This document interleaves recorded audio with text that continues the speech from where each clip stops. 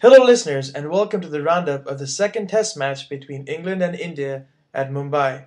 I'm joined by Jimmy from the subreddit, and he is a very happy Englishman at the moment. Hey, Jimmy. Hey Sammy, how you doing? Yeah, is that a little bit of smugness I hear in your voice?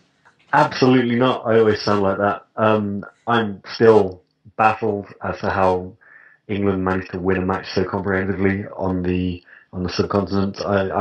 There's five players who really did it for England, and I'm not quite sure exactly what happened with India's batting. I mean, only two people got a score above 10, got to a two-digit score, and that really made a difference to the results. Do you have any thoughts as to what happened with the batting order there? Yeah, I do. They got cocky, they didn't pay attention, and they lost. They were outspun by spinners. And it's not anything I'm particularly proud of. But if I was the ECB, every single time I toured India, I would be saying, hey, let's have a match at Mumbai. The last time England won a match in India was at Mumbai in 2006. And now this is the second time they've come around and won. So this is a happy hunting ground for them. And they should try and come back here as often as possible. Was really disappointed in the lack of application and the lack of grit shown by the Indian batsmen in the second innings. Their score of 142 was one of the lowest scores the third lowest score that they've had since 2000 in a third or fourth inning. And that's truly shameful, given the fact that they're supposed to be masters of spin and they got outspun by a spin attack that was, according to them, not rated very highly. So, I mean, other than Chetesh or Pujara, I did not see any positives in this particular match for India.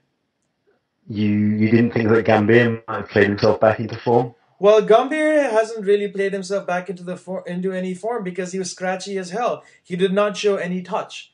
He did not. Even when he got out, he was.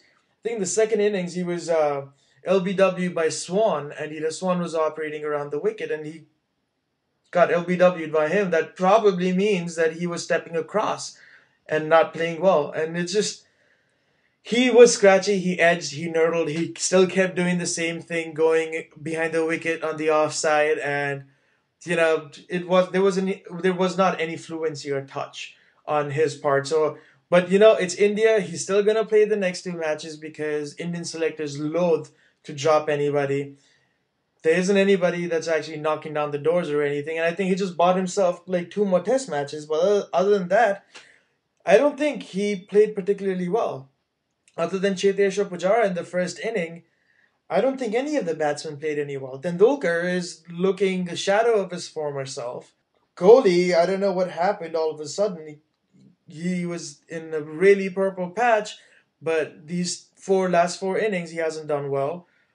I'm hoping he comes good in the next match because I do rate him as a class player.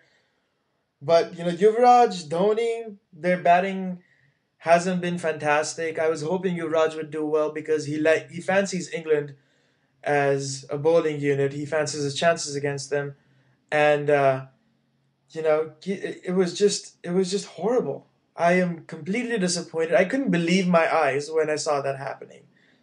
But you must be chuffed to bits with KP, scoring at almost 80 runs every 100 balls. I'm delighted. Unfortunately, I didn't get to watch any of it because as I turned on the laptop, he got out to the first ball that I saw, as he did at Headingley when I was watching You should stay away England from the versus South TV. Africa. You should stay away from the TV when he's batting. Yeah, I'm not allowed to go anywhere near it now, but I think he's really wanted to make a point with all the faffing around that's happened this year with being dropped and being left out of the South Africa squad and the T20 squad. He really had to prove that he was a team man. He was very gracious in his interviews after the match and said he couldn't have done it without Alistair Cook and without Swan and Panesar, and Swan also made a point of congratulating him and saying that that's why he's so important to the England team.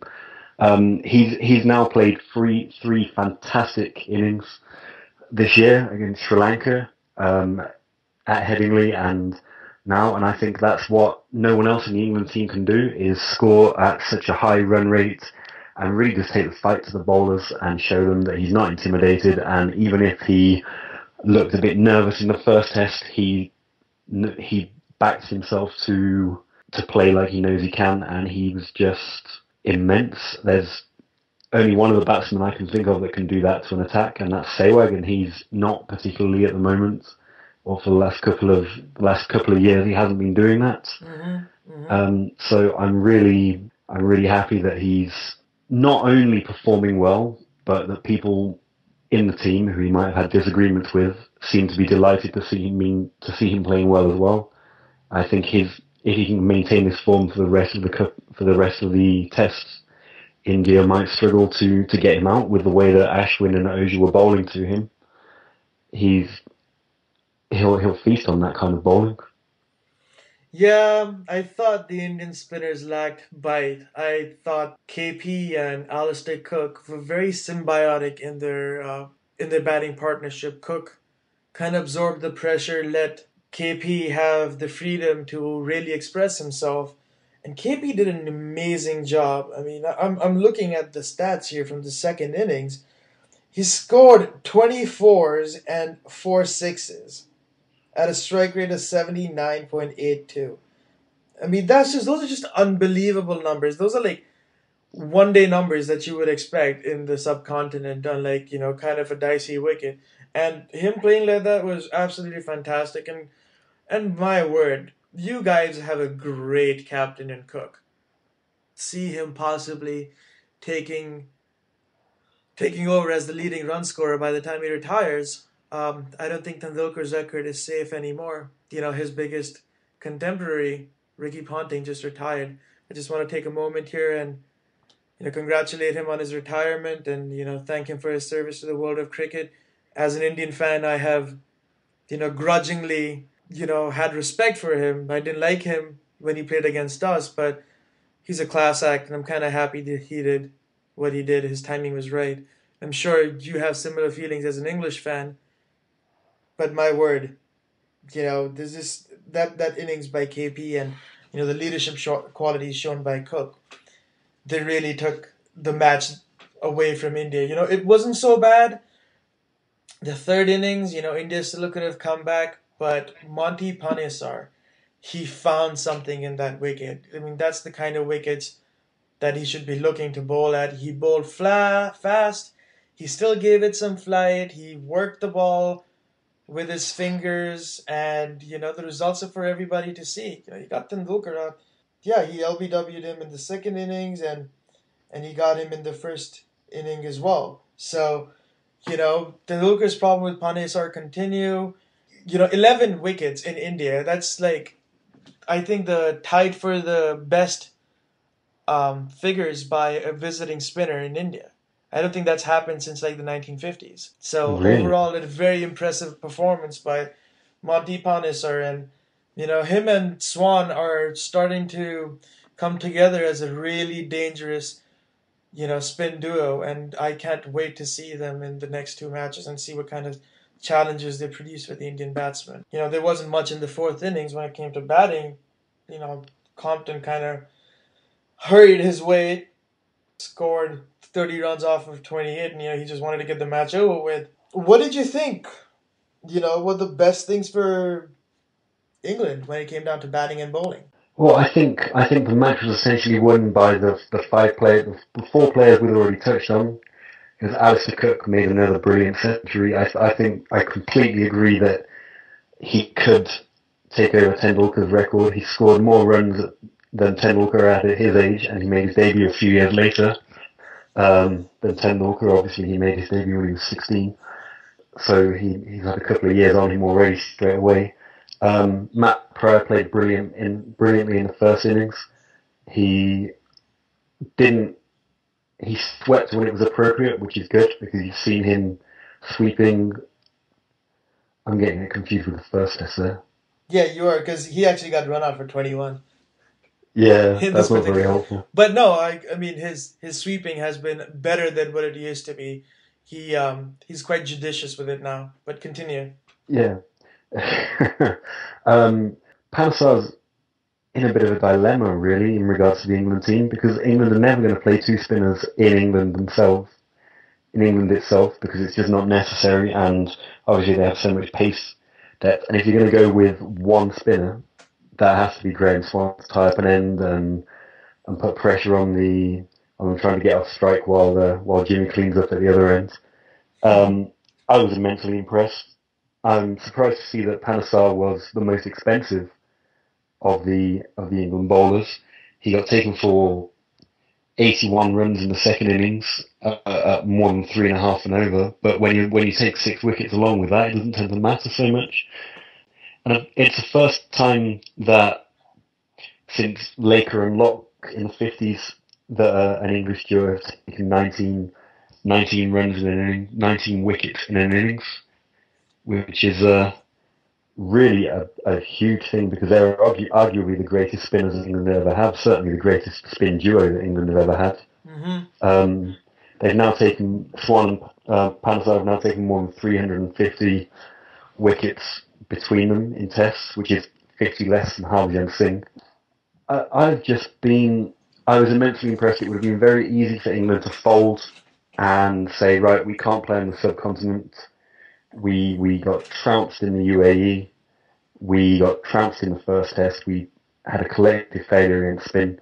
And they've shown that they've got the mental strength and the willingness to succeed in foreign conditions, which I think is what a lot of people questioned when England got to number one based on their home performances. I'm also concerned that Swan and Panasar will be less effective in the next test Mm-hmm. because, and we discussed this earlier, that the wicket is used. They're saying Mukherjee, did I pronounce that correctly, is saying that his wicket will have pace and bounce, but it has been used a couple of weeks hence in a Ranji match. So I'm concerned that it won't offer as much assistance to Monty particularly, and he'll struggle to get the pace off the pitch that he was um, Mumbai. in Mumbai. And it looks like, who do you think will be selected for India? Because I think that Yadav will be in. It looks that way, or Ishant possibly. I think they might be dropping one of the spinners and bringing one of the faster bowlers in. That's definitely true. I think it's the one who's going to get dropped is Harbhajan Singh. Because Monty and Harbhajan both bowl fairly fast. Harbhajan usually bowls around 95, 97 Ks, and Monty was also operating at about that speed. But the difference was the trajectories. Harbhajan was not really attacking the off stump. He was attacking middle and leg for the most part, and he was kind of throwing darts. Whereas Monty, even though he was bowling a little bit faster than you expect spinners to, he was still giving it a little bit of flight. He was working on the ball, and it's really disappointing that Harbhajan only ended up with 2 wickets in the entire match. And I think that was one of the biggest reasons why India lost was because the Indian spinners did not do their job. Ashwin and Oja both went for over 140 runs in the first innings, England first innings, and Harbhajan also went for over like 3.5 runs or over and only got 2 wickets. So not particularly happy with the way that turned out. I think he's going to be the one getting dropped. If Yadav is feeling better, I know he had some issues, he had some health scares, and he's not there. Um, he wasn't there in the second match. If he's there for the third, I think they'll probably pick him. Though I know for a fact that Ishant deserves a chance. Ishant had a viral fever a couple of days before the first test match, and he's taken a little bit of time getting back into the groove of things. He also played for Kolkata Knight Riders for a while, and Eden Gardens is a happy hunting ground for him. So, that kind of becomes a dicey situation as far as selection goes. Do they choose, Ishant, or do they choose Yadav? Zahid didn't do particularly well, so I wouldn't be too averse to dropping him. We kind of know that he's kind of a porcelain doll in the last couple of years. He hasn't really finished a series in quite a while. He's gotten injured mid-series. I think the last series he actually finished from beginning to end was the one in England. So as far as selection goes, I don't see big changes happening in the batting. I think the only real change that's going to happen is Harbhajan's going to get dropped for a pacer, and I think it's going to be Yadav if Yadav's feeling up to it. If he still hasn't completely recovered, I think Ishant might get a look in. But the Indian selectors, I don't think, are really going to do much other than that. Now, as far as selection is concerned, I'm hearing Finn is feeling better. And I know you don't love Broad as much as a lot of the other Englishmen. You think there might be a swap in for Broad? Bring in Finn? There's speculation that there is. I would like to see that. Um, I think that Broad has been bowling at an appallingly slow pace, and he's just not been effective. He's his wicket count for the series is 0 Mm-hmm. for quite a lot of runs, and I really think that if the pitch does have pace and bounce, then Finn would be much more suited because we know he can get it up to 95 miles an hour out of the hands. Um, he took 4 for 50 in a performance squad match recently. I think that Broad needs to have some time out of the team so he can figure out what he's doing wrong. And so yes, I think Finn would be the sensible choice for for this pitch and at this time. And I was disappointed that he was injured. I said before that I didn't think we'd have any chance without him. Obviously, I was incorrect in that because England won the second test, but that wasn't down to paces or lack of it. It was down to an India collapse in the second innings, and I think Finn will be able to worry the Indian batsmen, which even Anderson didn't really look like doing, even though he bowled decently. And I think the only other really selection issue England have, I think they're going to stick with Compton despite Root getting 166 because consistency of selection has been a major policy under Andy Flower. So Compton will be in. So I really think the only question now is Bairstow for Bell, as Bell is now back on the subcontinent. And although I'd like to see Bairstow get another chance, Ian Bell hasn't been performing very well recently. Mm-hmm. I think if I can't see them leaving out Ian Bell if he's available at this point. Yeah, Perhaps at the end of the series, if he doesn't perform in the last two tests, they'll have another look. yeah. I think Bell might be in a better frame of mind after attending the birth of his new child. Definitely, there's kind of a history there when, as soon as a child is born, a batter comes in and scores a century and dedicates it to their child. So I'm hoping, there's some happy news for Bell there. And as far as the pitch is concerned, it's again going to be, standard Indian practice. If you win the toss, you got to bat first.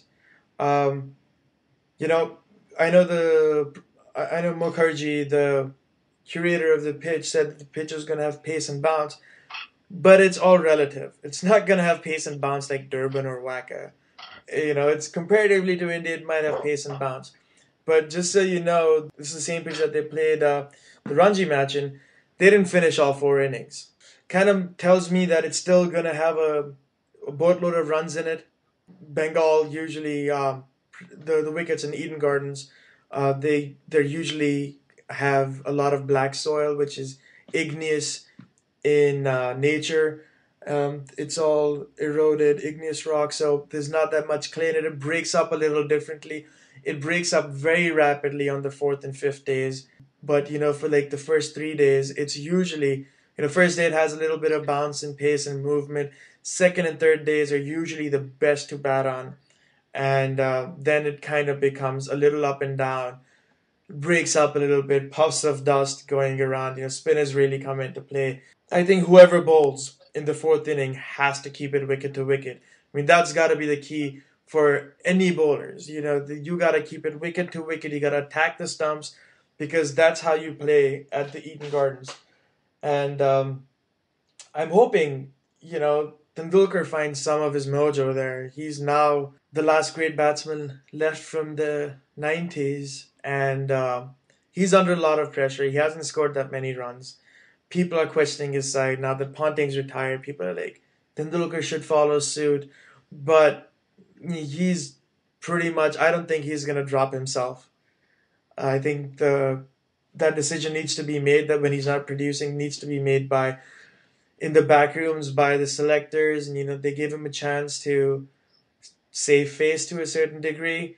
But he really needs to produce in Calcutta. If he does not produce at the Eden Gardens, I think the last test of this series should be his last test because they need to blood a new middle order batsman for the upcoming series against Australia in India, so that when India actually goes and plays South Africa next year, they've had somebody who's had some experience against a good bowling attack. If Tendulkar ends up playing that series too and he doesn't score, then you're sending a lamb to the slaughter in South Africa. So we don't really. I mean, as an Indian fan, I don't really want that to happen. I sincerely hope Tendulkar gets himself out of the rut. I still think out of all the batsmen in India at the moment, he is in the top seven. I don't think number four should be his sole right. I think in order to be a team man, I think he might consider dropping. He should consider dropping down to number five or number six. Let one of the newer guys, you know, have a shot at number four. But that's his preferred position, number four. I don't think he's going to give it up that easy. But I hope for the sake of team unity, he does. And I really hope he comes good because otherwise, it's going to be a whimper. His career is going to be ending in an absolute whimper as opposed to a bang as I would have expected. That's pretty much my only concern when it comes down to batting. I expect Kohli to do a little bit better because I think he has a lot of class. I think Cheteshwar Pujara is probably going to show his application once again. I think Sehwag is starting to find his touch a little bit. If India bat first and if there's not too much movement, I think there might be another Sehwag century on the cards.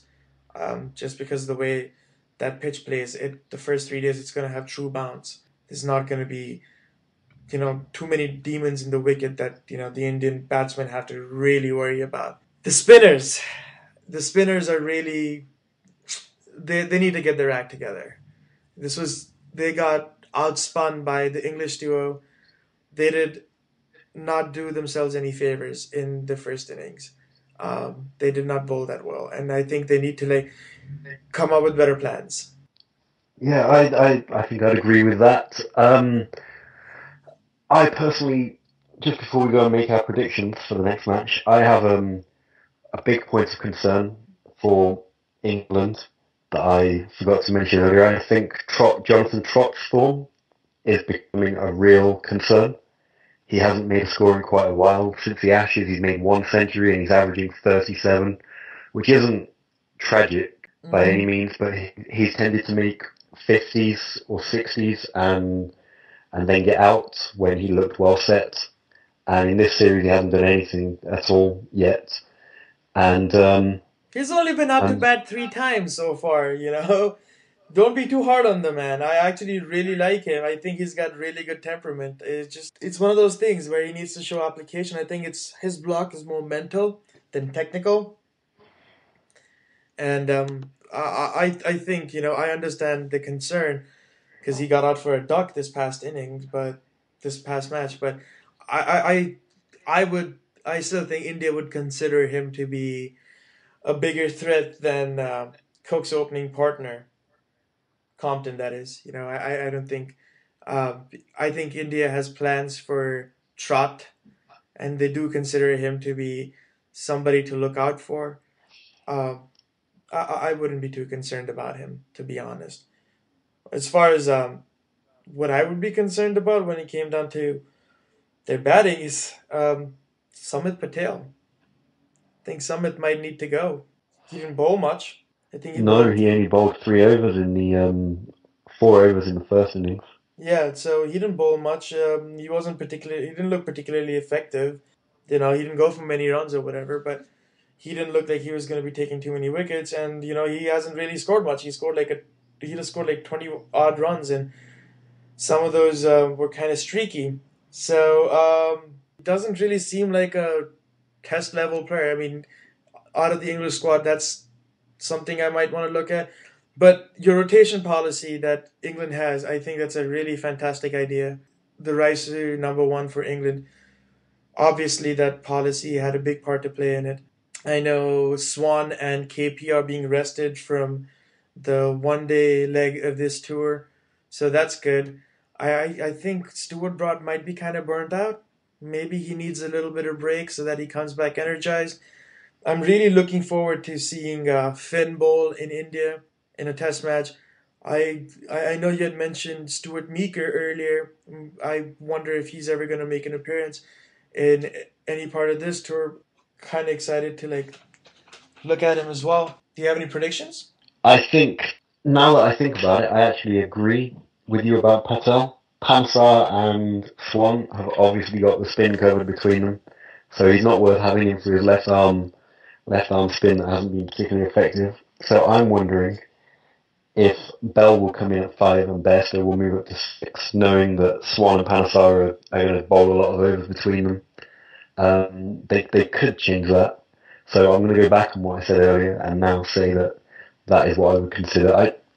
I'm not sure that England will do that.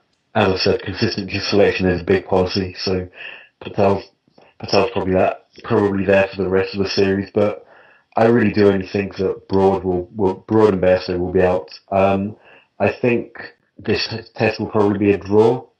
Looking at the history there, as you said, there was a big score in the Ranji.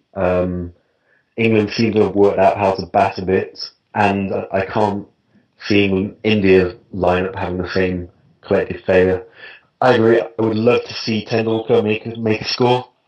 I think it's really important that he proves that he's still got it. He's averaging something ridiculous like 15 this year, and I also agree that he will never be dropped. He'll never retire unless he makes it to 200 tests. I think that's the milestone that he's got in his mind, and he'll be happy to retire after that. It could be that he's just waiting to score another century before he drops out.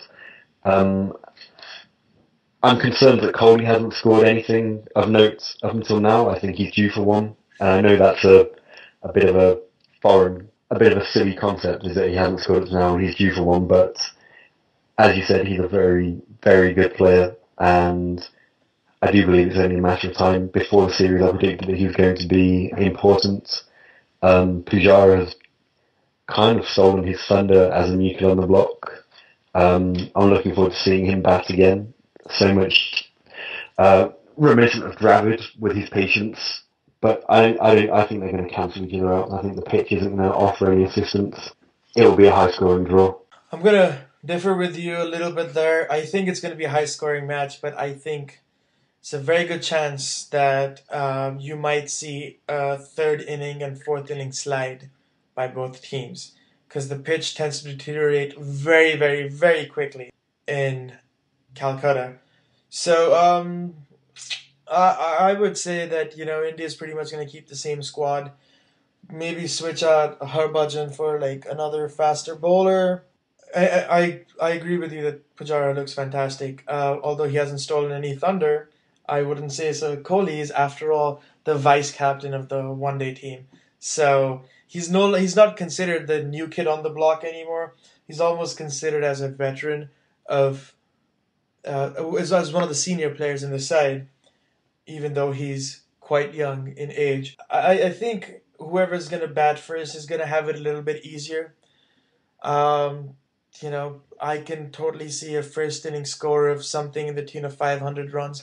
Anything between 450 and 500 easily is attainable if there's not I mean, if they play out the first couple of hours judiciously, after lunch on the first day, I think the pitch is going to be pretty good to bat on. I think that's going to continue towards the second day, through most of the second day. Third day, we might start seeing some up and down movement. Fourth and fifth, we're going to see severe breaking up of the pitch. I was not particularly happy with Dhoni asking for a rank Turner because guess what? They gave him a rank Turner in the second match and he lost it. So I'm kind of happy that Mukherjee, the groundskeeper in Calcutta, is very adamant that he's going to do it the way he's done it for all these years. And I'm okay with that because he produced the pitch for the 2001 epic between India and Australia. So I'm totally cool with that. If he prepares a similar pitch, it was a good result driven pitch, and I'm totally fine with that.